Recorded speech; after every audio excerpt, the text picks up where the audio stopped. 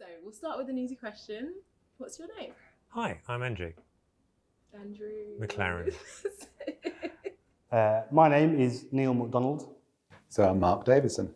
Tracy Underhill. I'm Tracy Underhill. Sorry. My name is Nav Bahal. Rory Rule. Okay. What is your job role?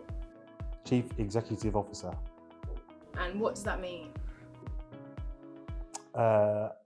I run the trust. You can probably boil it down to two things. So I am legally accountable for the safety of our colleagues and our patients, and also the effective use of taxpayers' money. So I'm a general surgeon and currently I'm the Chief Medical Officer for the Trust. Wow, so it means I sit on the board and in charge of a whole load of statutory responsibilities to keep the hospital safe and make sure that our medical staff are working to the best of their abilities and have the opportunity to deliver great care to our patients. I am Director of Medical Education, or Associate Medical Director responsible for education in Bucks. So as DME, I am responsible for all undergraduate and postgraduate doctors in training in Bucks. I'm responsible for the placements you're doing, the quality of the learning environment you're in, dealing with issues that you will have with the learning environment, and also if you run into any problems in the trust, how we can support you to do the best you can. I'm a consultant anaesthetist in the Trust, but importantly I'm also the guardian of safe working hours for junior doctors.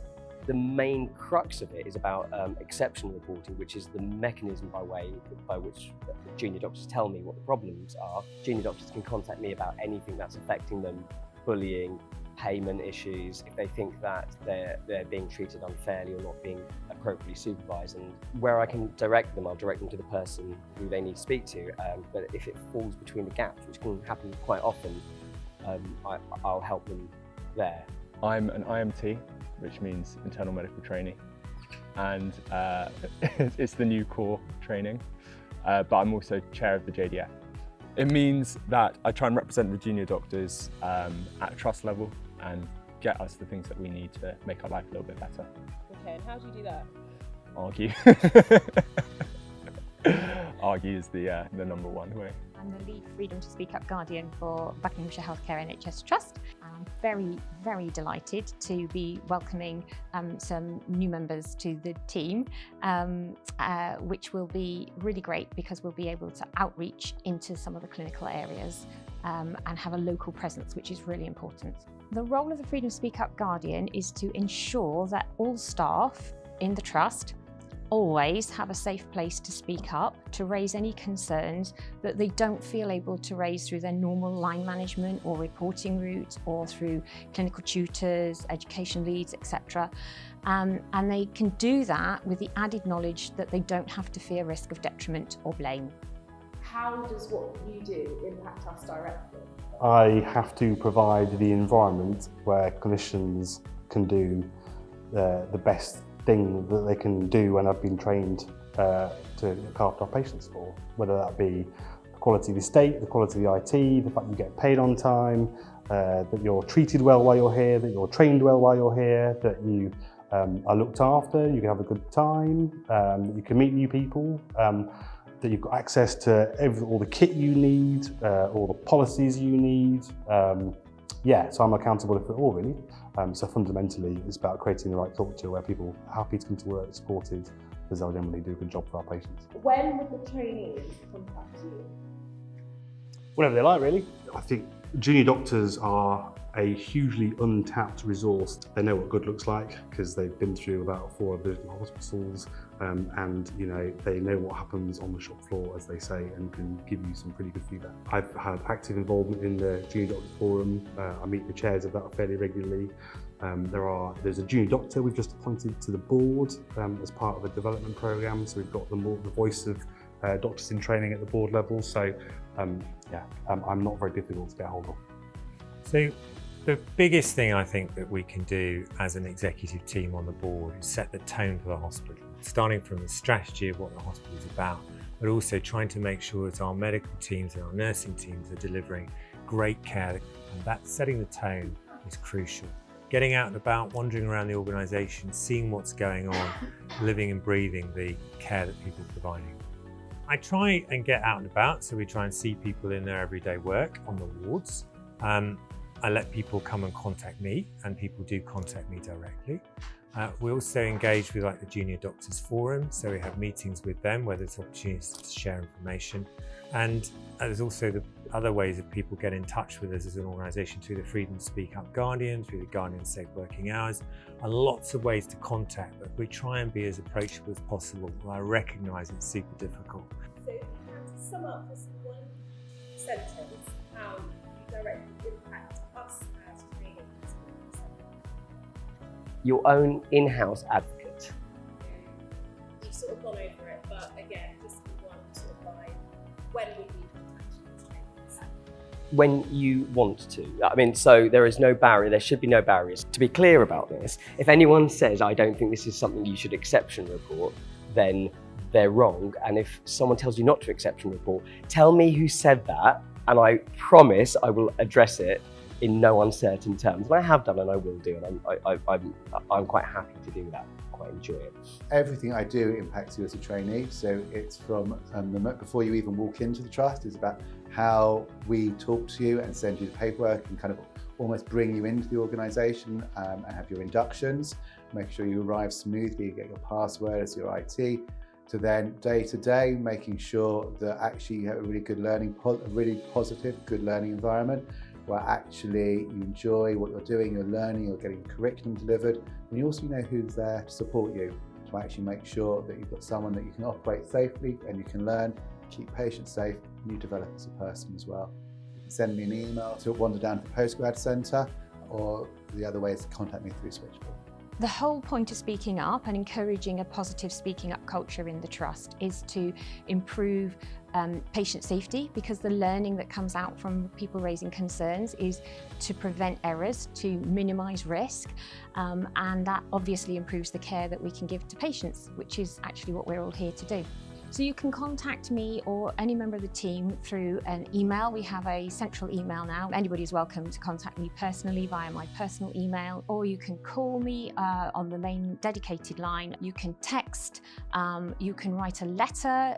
People can actually, even if they wish to, write a note and stick it under my door, because they might want some complete anonymity. They might not even want me to know. How the JDF impacts the junior doctors. So it's in the last kind of few months, it's been from trying to improve the rota coordinator situation with general surgery, and that's just going to meetings, listening to the gripes of the junior doctors, and trying to come up to a nice compromise, and at the same time compensating those who are doing extra in order to bring the standard of our quality of life up a bit.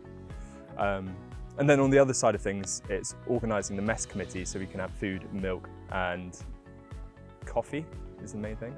We have representatives in every division, so you should have a junior doctor friend who should make themselves available. If you can't find your rep, which realistically does happen, there's in the mess and on all the comms emails, there's telephone numbers, WhatsApp groups, email addresses for all of your JDF reps. So from your chair down to your divisional reps, and they should all be willing to have a chat if you need to. The next bit, we will just pick out a question and then read it to the camera, and then Okay. we'll go from there. Oh, I read it? Yeah. Oh, that's a nightmare. I've got to put glasses on. Where would you recommend trainees new to the area should visit? So what attracted me to the area was the people, and the best place to do that is in a country pub in the middle of the Chiltern Hills, and go for a fantastic walk, get some exercise, healthy living, and then follow it up with a pint of beer. I've always enjoyed Amersham Old Town. Oh, that's brilliant, that's easy, yeah. That's the Roald Dahl Museum in Great Missenden. Definitely to go walking in the Chiltern Hills is stunning. Oxford is a great place to visit and go and explore as a city. You've got London down the road, and the Snow Dome in Milton Keynes if you like skiing. Oxford as a whole is very nice, and exploring up and down the Thames and all of the pubs, so the Perch being my favourite. I personally would recommend Marlow, because it's got some lovely walks along the river. It's very pretty and picturesque, and you can get a great posh coffee. Tea or coffee? Tea first thing, coffee the rest of the day, preferably by continuous infusion. You're making me choose one forever. Yeah, just one. Coffee. Coffee. Coffee, lots of it. Double espresso in the morning, double espresso at lunchtime, double espresso in the evening. Is that like a trainee's, make sure you know? No. You asked me tea or coffee. I was going into detail. Mess coffee. I don't have blood coursing through my arteries, I have tea. And as far as coffee goes, it's got to be a posh coffee every time. Describe yourself in 3 words. So I think you should always try and get somebody else to describe me in 3 words. Many of them would probably be unprintable. Caring. Approachable. I am always trying to look around and see what we can do better. Laid back. I'm hoping it's 2, then I can get out of this quicker. Fair, I try to be fair. I think it's important to be as kind to people as possible and to be as nice to your patients as possible. In 3 words? Okay, it's a bit more than 3 words. But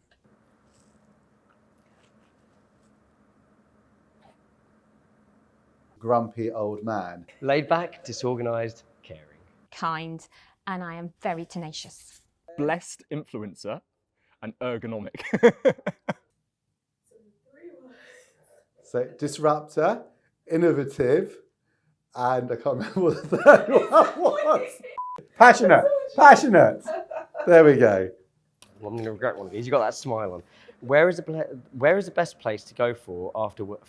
Where's the best place to go for our? God.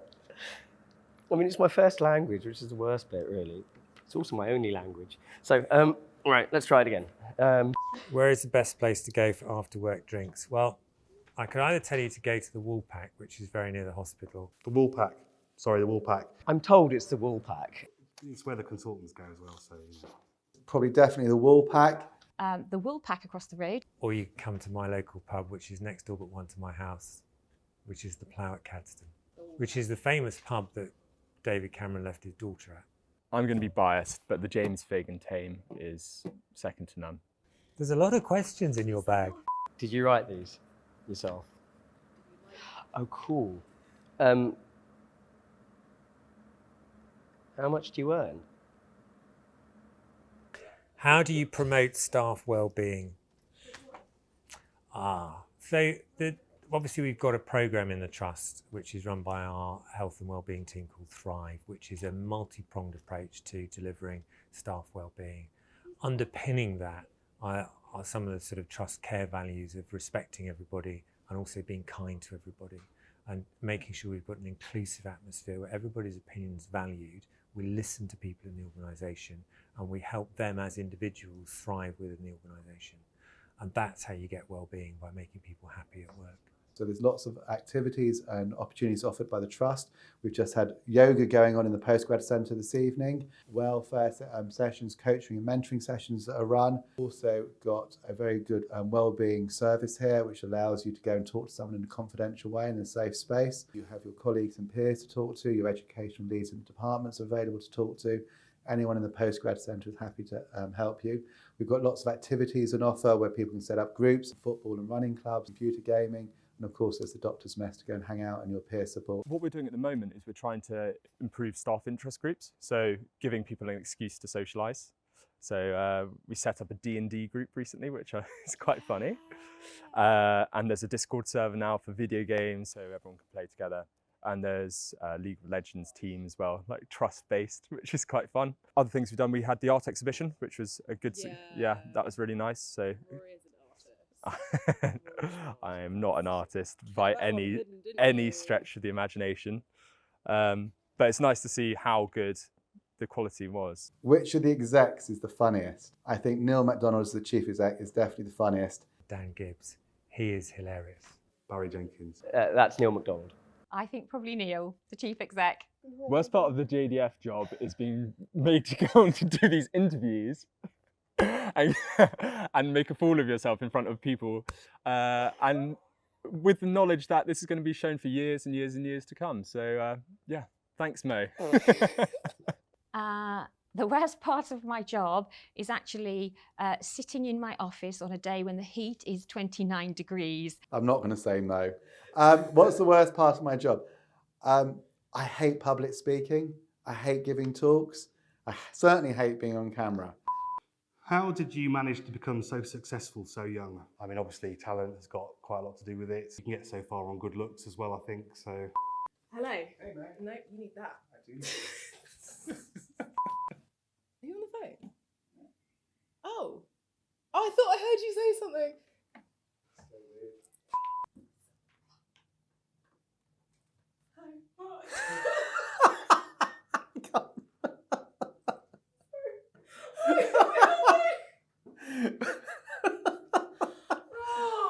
See for the third one.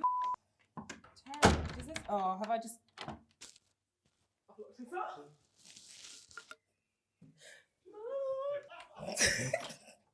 No. No. Thank you. No.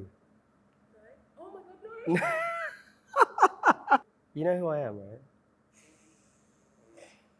As in, we've literally worked together clinically as well. Get out. Shall I take this off now? Yeah. Thank you. Ugh.